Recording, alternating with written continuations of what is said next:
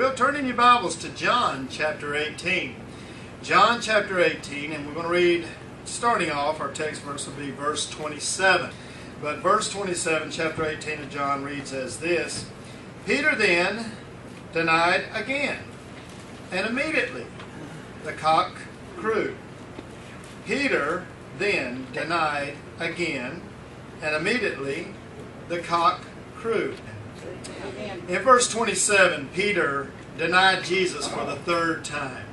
The third time, just as Jesus told Peter that he would do. Now, I don't know about you, but there's something different about when someone tells you that you're going to do something and you deny it vehemently. You say, I'm not going to do that. I'm not going to do that. And then all of a sudden you do it. And they give you that look. And I believe that's what Peter went through. And Peter thought for a minute, you know, he told me 3 times that I was going to do this. He told me that I was going to deny him 3 times, I should say, that I was going to do this. Now, I think when Jesus looked at Peter, when that cock crew, it wasn't a look of, I told you so. It wasn't a look of that. It was a look of, Peter, there's more. There's more. I told you that for a reason, and I want you to gather why I told you that, and what it's going to mean, and where you're going to come to by me telling you that. I believe that Peter felt this once that cock crew and he looked at Jesus. Now, I don't believe that Peter denied Jesus because of physically being afraid. Remember, Peter had just cut off the ear of Malchus. He was not scared. He stood down hundreds of soldiers. And I don't believe Peter had a bone in his body that was scared of man.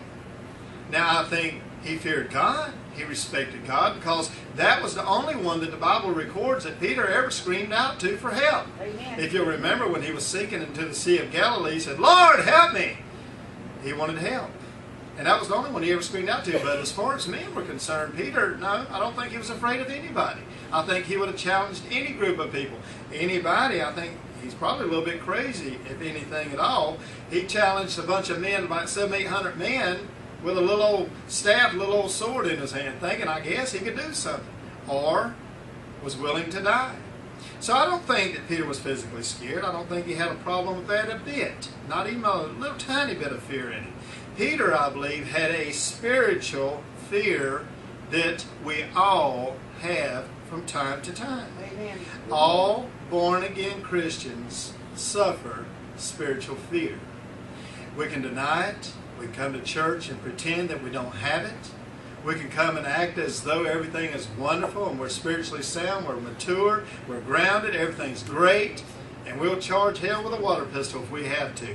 But I think there are times that everyone in this church and everyone listening to me, absolutely, there's a fear that comes over you sometimes that you cannot explain. Amen. I say, and I call this the spiritual twilight zone.